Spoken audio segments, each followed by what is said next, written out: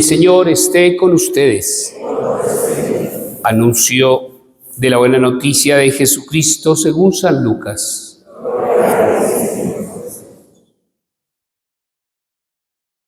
En aquel tiempo, la gente se agolpaba en torno a Jesús para oír la palabra de Dios. Estando él de pie junto al lago de Genesaret, vio dos barcas que estaban en la orilla. Los pescadores que habían desembarcado estaban lavando las redes. Subió a una de las barcas, que era la de Simón, le pidió que la apartara un poco de tierra. Desde la barca, sentado, enseñaba a la gente. Cuando acabó de hablar, dijo a Simón: rema mar adentro y echen sus redes para la pesca. Respondió Simón y dijo: Maestro, hemos estado bregando toda la noche y no hemos recogido nada, pero por tu palabra echaré las redes. Y puestos a la obra, hicieron una redada tan grande de peces que las redes comenzaban a reventarse.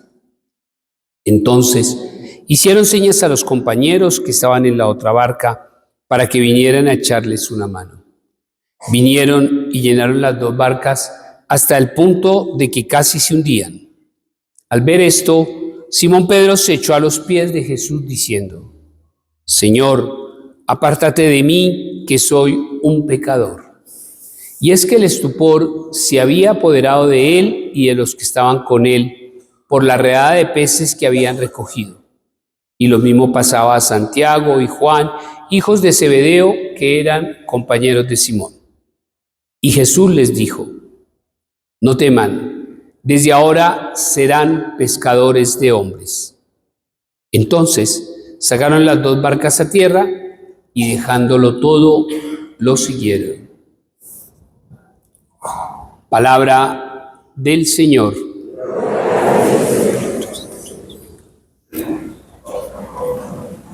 Dice un viejo refrán que a palabras necias, los sordos. ¿Qué quiere decir ese refrán? Que hay cosas, me dice aquí Elsa, que hay cosas que no valen la pena y uno no les pone atención. Entonces les voy a poner un ejemplo. Todos los partidos que la Sub-20 de Colombia ha jugado esta semana nos han interesado, nos han llamado la atención. El hecho de que el equipo de Nacional hubiera ganado el lunes o el martes, no tengo ni idea, ¿impactó algo la vida? ¿Cambió nuestra rutina? No, porque son equipos que de pronto nos interesan, nos llaman la atención. Entonces, que jueguen o no jueguen, que ganen o no ganen, nos da la misma. Si, por ejemplo, yo soy malísimo para cocinar, no tengo ni idea de cocinar, se me quema hasta una agua hervida.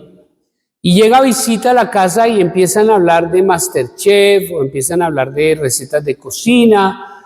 Y si a mí no me interesa el tema, pues yo lo que le digo a la visita es: miren, qué pena, me voy a ausentar un segundo y ahora vuelvo, porque pues no me edifica ni me llama la atención realmente que hablen de gastronomía. Entonces, dependiendo de los temas o dependiendo del interés que uno tenga de algo, una conversación o algo, uno le pone cuidado o uno la omite. Palabras necias, oídos sordos. Y tomo este refrán porque es que en el contexto de las lecturas, en el contexto de la palabra, por enésima vez, no es la primera vez, ya lo ha hecho en muchas oportunidades el Señor, como lo hizo en el Evangelio, nos está llamando a nosotros a ser pescadores de hombres. Y la pregunta a la yugular: ¿le hemos puesto cuidado a este llamado? ¿Lo hemos acogido? ¿Somos pescadores de hombres? Por allá me dicen que a medias. ¿Qué piensan ustedes? ¿Hemos acogido el llamado del Señor? ¿Qué piensan? Que no. Entonces, vulgarmente, ¿a qué jugamos? ¿Qué espero yo de mi vida de fe? Y más directo, ¿a qué vengo a misa? Si el Señor me hace un llamado, si el Señor me hace una invitación, hoy sean pescadores de hombres, y la omito, la ignoro. Y vulgarmente, ¿saben por qué el mundo está como está? ¿Por qué la sociedad está como está? ¿Por qué sus familias están como están? ¿Hemos sido pescadores de hombres? No. Entonces, ¿qué quiere el Señor de nosotros o qué espera el Señor de nosotros? Entonces, uno, que acojamos el llamado de ser pescadores de hombres desde una dimensión de identidad, desde una dimensión de fe, desde una dimensión de participación. ¿A qué quiero hacer alusión? Pues, ¿qué significa que nosotros digamos que soy católico? ¿Qué significa que yo diga yo voy a misa todos los domingos? Si lo que el Señor espera de nosotros es que el siglo XXI, 9 de febrero del 2025, lo que Él espera es que, como en el contexto de las lecturas primera y en la segunda, seamos sus profetas del mundo actual, anunciando por activa y por pasiva el buen nombre de Dios. Entonces les contextualizo. En la primera lectura dice: vi al Señor sentado sobre un trono alto y excelso. Y toda la dinámica de el Señor sentado en un trono alto y excelso, rodeado de serafines, donde simplemente lo que estaban buscando era mensajeros de la buena noticia. No había nadie que anunciara, no había nadie que proclamara el buen nombre de Dios, y se le revela y se le presenta al profeta, y termina el libro, la lectura de hoy, al final diciendo: al tocar tus labios, ha desaparecido tu culpa, está perdonado tu pecado. Entonces yo escuché la voz del Señor que me decía insistentemente, angustiado, entristecido: ¿a quién enviaré? ¿Quién irá a anunciar mi buen nombre al pueblo? Y termina bellísimamente la lectura cuando le dice: yo le contesté, aquí estoy, Señor, mándame. Porque como nadie había vuelto a proclamar el nombre de Dios, por eso escogí al profeta para que vaya y anuncie el buen nombre de Dios. Y lo complemento con la segunda lectura de Pablo. Entonces Pablo lo que hace es, hablando de cómo Jesús se le reveló, se le manifestó a Santiago, a los discípulos, y dice: y finalmente a mí se me aparece como un aborto, o sea, me escogió, mejor dicho, de entre las piedras. Pero lo que bellísimamente Pablo dice: y me escoge para que vaya y anuncie un evangelio, para que vaya y evangelice, para que vaya y le muestre al pueblo realmente lo que significa creer en Dios. Y termina hoy Pablo diciendo: aunque no he sido yo, sino la gracia de Dios conmigo, pues bien, tanto yo como los discípulos predicamos así, y así lo creyeron ustedes. Entonces la pregunta es, siglo XXI, 9 de febrero del 2025, ¿qué tanto nosotros anunciamos el buen nombre de Dios al mundo? ¿Qué tanto anunciamos el buen nombre de Dios a la familia? ¿Qué tanto nosotros somos profetas? Y solo les hago una pregunta. ¿Un ingeniero qué hace? Calcula. ¿Un médico qué hace? Se encarga de las enfermedades y los tratamientos. ¿Un abogado qué hace? Leyes. Un contador, finanzas y tributaria. ¿Y un católico qué debería hacer? ¿Solo venir a misa el domingo? ¿Qué debería hacer un católico? Anunciar, hablar, enseñar y proclamar el buen nombre de Dios. ¿Y ustedes saben por qué el mundo está como está? ¿Saben por qué las sociedades están como están? ¿Por qué sus familias están como están? ¿Qué tanto por activa y por pasiva ustedes hablan de Dios? Y con un agravante. Nosotros, los que somos como de esta edad, pues contamos con el privilegio que en el colegio nos dieron en primaria clases de historia sagrada. ¿Se acuerdan? ¿Cómo eran de bonitas? Que le enseñaban, le hablaban de Abraham, le hablaban de Moisés, le hablaban de Noé. ¿Se acuerdan? Y adicionalmente nos daban clase de religión y en el colegio nos llevaban a misa. Y adicionalmente contamos con unas familias y unos padres que fueron muy evangelizadores, porque nos hablaban de Dios, porque eran familias que se reunían a orar, porque eran familias donde realmente se profundizaban las verdades de la fe. Y nosotros contamos con el privilegio de que ellos fueron los que nos anunciaron el buen nombre de Dios. Por eso, perdón lo que va a decir, somos buenas personas. Pero ya hoy en día, donde ni en los colegios ni en las instituciones se puede hablar de Dios, porque está prohibido hablar de Dios, ¿quién los evangeliza? ¿Quién los adoctrina? ¿Quién los forma? ¿Quién los educa? Para que teniendo a Dios en su corazón, sean buenas personas. ¿Lo estamos haciendo? ¿Lo estamos viviendo? ¿Y saben cuál es el resultado? Padre, ¿qué hago para que mi hijo venga a misa? Porque es que mis hijos ya no quieren venir a misa. Me lo van contando a mí.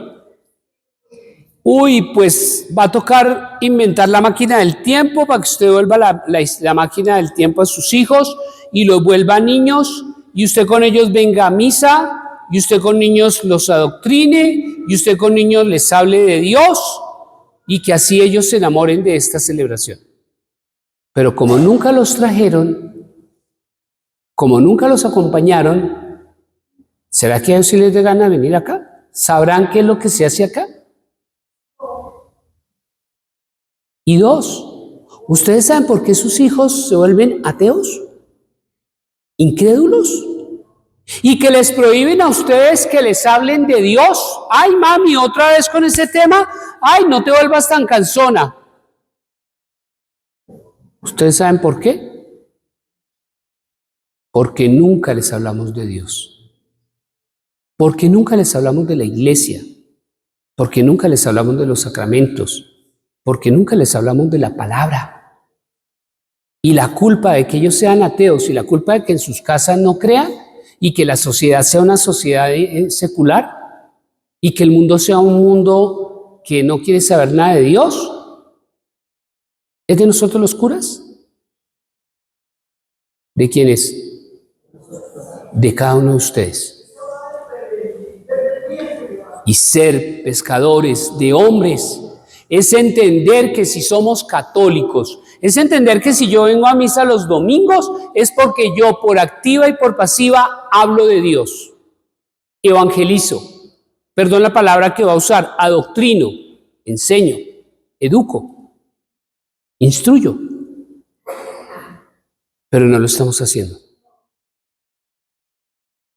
Y si queremos recuperar la sociedad, si queremos recuperar el mundo, permitan que otra vez Dios vuelva a entrar en el corazón del hombre. Hay que reconstruir el corazón del hombre para poder reconstruir el mundo, las familias, la sociedad. Pero nunca hablamos de Dios. Se nos olvida esa tareita. Y solo lo contextualizo en lo que decía hoy aquí la palabra Isaías bellísimamente diciendo al Señor, Señor, mándame, yo hoy hablo de ti. Y Pablo diciendo, miren, para mí ha sido un orgullo, o sea, una gracia, pues indudablemente hablar de ti. Pero ¿por qué nos da miedo hablar? ¿Por qué no lo hacemos? Porque no somos pescadores de hombres. Y lo segundo, ser pescadores de hombres es ser personas de fe y personas que confiemos en Dios y demos testimonio de lo importante que es para el mundo contar con Dios en la vida. ¿Yo qué les quiero decir? Eso contextualicémoslo con el Evangelio. Mire, Pedro era el duro de la pesca. La pregunta es, ¿por qué si habían varias barcas, por qué el Señor escoge subirse a la de Pedro? No se subió a ninguna otra, se subió a la de Pedro. Y Pedro había pasado toda la noche supuestamente pescando y no había cogido un solo pez. Entonces el Señor se le arrima y le dice, oiga Pedro, venga, eche las redes a la derecha. Yo me imagino que Pedro le dijo, pero Señor, si lo estuvimos toda la noche, Señor, no hay peces, Señor, yo ya lo hice. Y usted viene a decirme que eche las redes, es que usted no sabe sino del Evangelio, usted no sabe pesca. Yo imagino que Pedro se le opuso mucho, fue muy reticente a la exhortación que le hizo el Señor, hasta que el Señor sabiamente lo convenció. Y cuando Pedro echó las redes en el nombre del Señor, ¿qué pasó? Tuvieron la mejor pesca. Y la vergüenza de Pedro, por su arrogancia, por su soberbia, por su incredulidad, por eso el Evangelio lo narra y dice, y finalmente Pedro se le postra ante el Señor y dice, apártate de mí que soy un hombre pecador. O sea, Señor, qué vergüenza contigo. Yo soy tu discípulo, tú has colocado la confianza en mí, para ti yo soy el mejor y no te creo. Y nosotros como Pedro, no le creemos al Señor, porque son muy pocas las oportunidades donde realmente le escuchamos, donde realmente le obedecemos, donde realmente echamos todos los días las redes en su nombre para poder también nosotros tener pescas productivas como la que escuchamos hoy en el Evangelio. Y el pescador de hombre no hace las cosas a motu propio, sino que el pescador de hombre hace las cosas en nombre de Dios. ¿Y esto qué les quiero decir? Muy chistoso cuando la gente llega a decirle a uno, hoy me levanté con el pie izquierdo, porque es que definitivamente hoy todo me ha salido al revés. Uno no se levanta ni con el pie izquierdo ni con el pie derecho. Uno se levanta es sin Dios. Y si uno se levantara con Dios, han escuchado en otro momento cuando le dicen a uno, el que empieza el día con oración, termina la jornada con bendición. ¿Y eso qué quiere decir? Miren, dejen de vivir tan esclavos a las redes. ¿Qué es lo primero que uno hace cuando abre los ojos y tiene el celular ahí pegado a la mesa de noche? ¿Qué es lo primero que uno hace? Encender el bendito celular para mirar a ver quién le escribió a uno. ¿Sabe qué quería tener uno ahí en la mesa de noche? La palabra de Dios. ¿Sabe qué tenía uno en la mesa de noche? La camándula. ¿Sabe qué debería tener en la mesa de noche? Los libros que uno consigue de oraciones. Para que apenas uno abra el ojo, le consagre a Dios la jornada. Le pide a Dios que lo ilumine. Le consagre al Señor los proyectos del día. Y que aprendamos como pescadores de hombres a confiar en Él, a consagrarle a Él. Permitamos que todos los días Jesús se suba a la barca de mi vida. Que Él sea mi capitán, que Él sea el que me conduzca, que Él sea el que me muestre la ruta. Y que todo lo que hagamos, lo hagamos en el nombre del Señor, echando las redes con Él, para que nuestras pescas todos los días sean productivas, como lo escuchamos hoy en el Evangelio. El pescador de hombre cuenta con su capitán. El pescador de hombre echa las redes en su nombre.